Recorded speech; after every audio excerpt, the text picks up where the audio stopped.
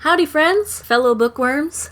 It is a particularly nice day out today, so I decided to have a seat by my largest window, accompanied by my jungle of plants. And yes, I am wearing a shirt with the Cats of Seinfeld on it. This video is my first ever monthly roundup, so I'm just going to set a disclaimer right here and now.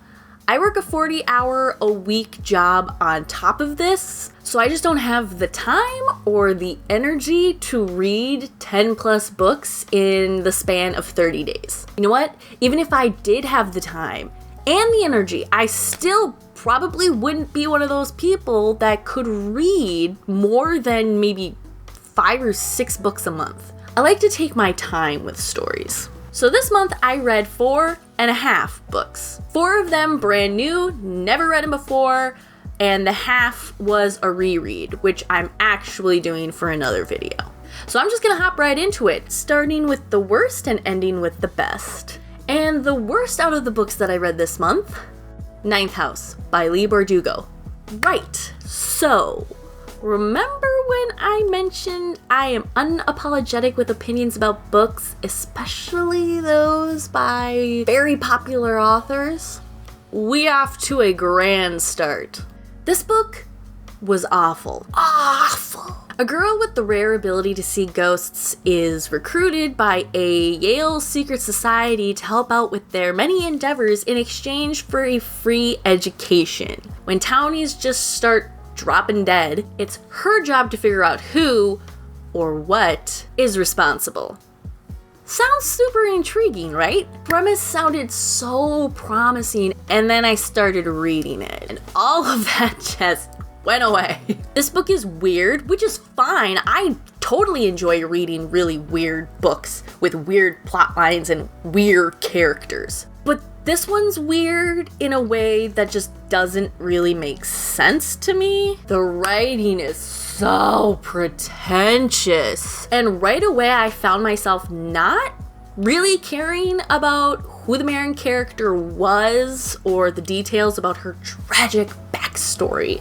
It might have to do with the fact that her name is Galaxy. I get it. There's a lot of parents out there that are naming their kids really unique and non-conventional names, but I don't know. And it's just like her circumstances go from like really, really shitty and really, really bad to just like all of a sudden getting this opportunity at a free college education, and not just any college education, an Ivy League education, and nobody questions it. Like her mom is just like, oh, okay, bye. I don't know. The one character that I found slightly charming and the most tolerable isn't even around for most of the book. To be perfectly candid, I got about 75% of the way through and just stopped. Gave up. I couldn't do it anymore. So after I dropped it, I looked up a complete spoiler-filled synopsis, and even after reading about what happens and how it ends, I still couldn't manage to make myself go back and finish it. I'm sorry, but how the fuck is anybody supposed to predict the stock market using human entrails? That type of divination was usually used with animal livers to foresee omens, which were always very broad and really vague. You never got specific information like which company stocks to drop and which ones to pick up.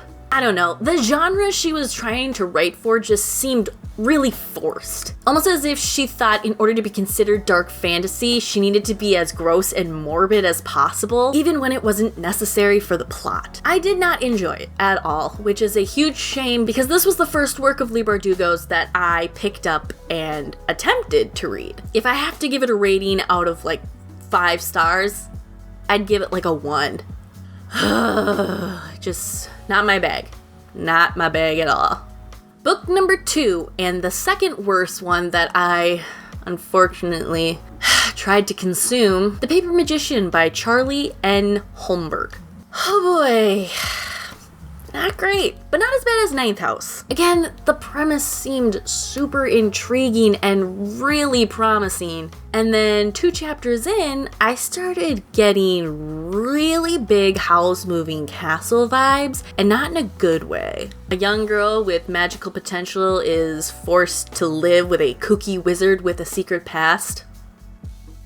And the big part of the plot revolves around the kooky wizard's heart and the fact that it was stolen? Is it just me, or am I getting like major deja vu here? The plot itself is really shallow, like kiddie pool depth, and everything just moves really fast. I don't even know how to properly pronounce it still. Seony? Is that it? It's C-E-O-N-Y? Seony? Go from her hating her position and hating her circumstances to all of a sudden falling head over heels in love with this guy that she literally has known for maybe 3 solid days. I don't know, you know, like that kind of love plot can work in a lot of scenarios. It just didn't really seem to work for this one, in my opinion. Even the magic falls flat. Like different branches of magic that utilize different elements like rubber and plastic and paper and iron. That is so unique and honestly could have been something really cool. But essentially what it boils down to is really poorly done origami. Not to mention there's this huge disconnect between the writing style and the time period in which this story is supposed to be taking place. It's supposed to take place in England in the early 1900s, but the author is using modern slang and American measurements. And again, I understand plots with heroines that can do no wrong, but oh my god, our main character is just like too perfect. Too perfect. And the villain, we never found out what her true motivation was. Like with Ninth House, I just couldn't be bothered to really care. And the power balance between the villain and our main character is, there's such a wide gap where the villain is clearly way overpowered, but somehow our main character still manages to come out on top in every scenario. It's not believable. I didn't want to believe it, and I just kind of stopped caring. Yeah, this book gets 2.5 stars. God, I feel that's really generous. It was more tolerable than Ninth House. I did actually finish it, so that's saying something. Can you count that as a compliment? I hated your book, but at least I finished it. I had downloaded the next installment in this series, The Plastic Magician, right? The Plastic Magician, I think it was. I'll be giving it a pass. I won't be bothering. Okay, number 3 on the list, Recursion by Blake Crouch. Okay, so the plot of this particular novel is very complex, very convoluted. So this particular review may contain major/minor spoilers. So if you just want to skip this one out altogether, go to this timestamp. Okay, cool. Let's carry on. So with this one, I'm honestly still trying to wrap my head around what the fuck actually happened. So the basic premise follows this NYPD detective and this just super brilliant neuroscientist as they try to navigate their way through this new confusing disorder that nobody really knows what the cause of it is. Is it a virus? Is it some kind of mutated bacteria? What is it that is just plaguing New York City? The disease, I hate air quotes, but honestly, disease is called FMS, or false memory syndrome. You'll just be living your life, going about your everyday routine, and then bam, you get hit with these almost surreal memories of an entire life that you swear you've never lived before, but they feel so real that you start to question which set of memories are real and which ones are fake. The ones that you suddenly just get washed over with, or the ones that you think you've been living all this time. And these memories are filled with things that you've never done before, filled with people that you've never met before. In an attempt to create some kind of memory mapping device to try and help her mom, who is suffering from Alzheimer's, the genius neuroscientist Helena accidentally creates a machine that lets you go back in time. I'm still not real solid on how that happened, how you can just accidentally create a machine that lets you go back into a memory and essentially relive your life. That part's still a little bit hazy. Didn't really go over too many intricate details on how exactly that happened. So this memory machine, this time machine essentially, is co-opted by the millionaire who was backing her research, of course. And somewhere down the line, Barry, our NYPD detective, is coerced into using the machine, sending him back in time, which is the start of a series of events that just plunges the entire world into absolute chaos, ultimately leading to a nuclear apocalypse. Believe it or not. So he and Helena eventually team up and are tasked with trying to prevent the end times from happening. Yeah, so the plot gets increasingly convoluted the more times characters go back in time, creating multiple different timelines, causing FMS to occur in larger population quantities, which wreaks havoc on the human mind. So essentially how it works is, and again, this is like major spoilers on the inner workings of this novel and the science behind it. So say you've had a really shitty life, you have a lot of regrets, you use this time machine, this memory mapping device, to go back into an earlier memory right before your life turned shitty, right before all of the things that happened that you regret, essentially giving you a second chance at life. So you go back and you relive your life, you make different decisions, you do different things, which obviously sets off, like the butterfly effect. Say in the first life you were married and had kids, then you go back in time, but you don't get married, so then you don't have those kids. So you're essentially erasing human life, Anyways, so you continue to live your life up to the point where you go back in time, and it is at that point that all of the memories that happened before you went back in time and relived your life and created new memories, all of the memories that happened before return to the people that were in your previous life. So, for example, the wife and kids that you left behind, the wife and kids that you were originally married to, you go back in time, you don't get married to this woman, so therefore your kids never existed. The wife that you didn't end up marrying again will suddenly be overtaken with all of these memories of being married to you and having kids that don't exist.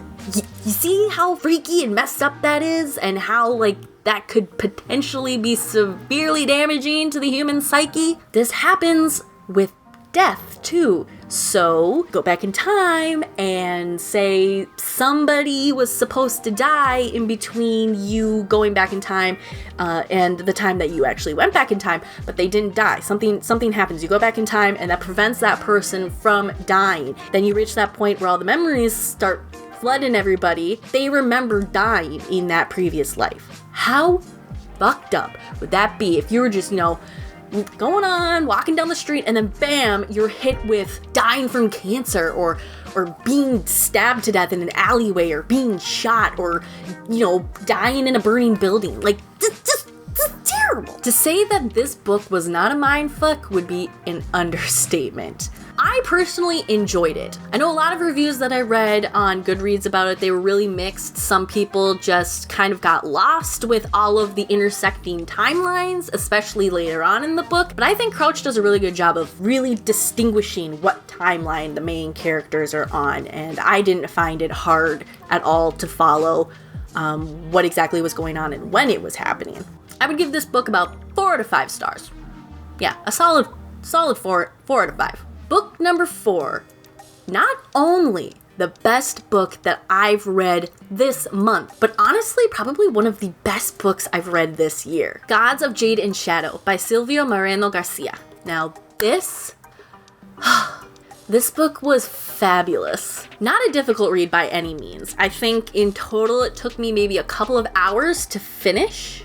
Cassiopeia is the daughter to a pretty well-off mother who ends up going against her father's wishes and marries a nobody. And after Cassiopeia's father, the nobody, ends up dying, they are forced to go back and move in with her grandfather, her mother's father, who disowns the mom, so they are pretty much forced to live amongst the servants and serve the rest of the family. So she grows up in this house being the victim of some physical and a lot of verbal abuse, which is the catalyst that pushes her to go against her grandfather and opening the locked chest at the end of his bed that nobody knows what's inside it. She opens it, hoping that it's going to be filled to the brim with some secret gold that he just has stashed away, and instead she finds a pile of old bones, which happen to belong to a death god and the ruler of the underworld. So in a crazy and albeit hilarious turn of events, she is forced to accompany him on a journey across Mexico and help him return to his former glory and take back his throne from his usurper of a twin brother. I enjoyed every second of this story. It's richly based in Mexican and Mayan mythology and paints our POC main character as the brave but fair heroine that every little girl deserves to read about. Not to mention, it contains the most excruciatingly slow burn romance I have ever had to endure in my life. I loved it. My only complaints are, because the writing style was just a little bit on the simple side, action sequences that were maybe supposed to be a little bit more climactic fell a little short and read rather flat. And the ending was way too abrupt. It was one of those endings where the last sentence is at like kind of the bottom of the page, so you read what is the last sentence, not thinking that it's the last sentence, turn the page, and there's nothing. It just ends. That's it. And you go back and you reread it and you're like, what the hell? That's it? That's it? That's where you're leaving me? I give this 5 shimmering, juicy gold stars. So good. Just. It was the first book I read by Miss Garcia, and let me tell you, I want to read more. Mexican Gothic is probably going to be my next one that I read by her. And I'm expecting it to be just as good, if not better, than this one. For the half book, Redwall. I'm about halfway through rereading the first installment in the Redwall series. Many of you were very into the idea of me dedicating an entire video to the Redwall series and how it built my childhood. So I decided as part of that video, I was going to reread the first couple books. It's been a while. It's been a while since I've read them, since the year 2000, 2001. So look forward to that. So anyways, that is that. That was kind of lame.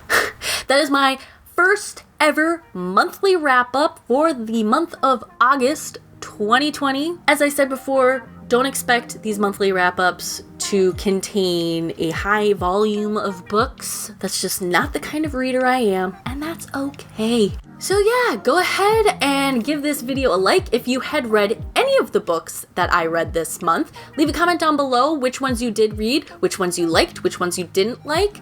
If you agree with my reviews and my opinions, if you don't agree with my reviews and opinions, I'm all up for an open and honest discussion about literature. Let me have it. Just let me have it. And as long as you're down there hitting the like button, you might as well just go ahead and subscribe. I mean, if you want. No pressure. I totally get it. And with all that, I say thank you, stay safe, and until the next one, stay reading.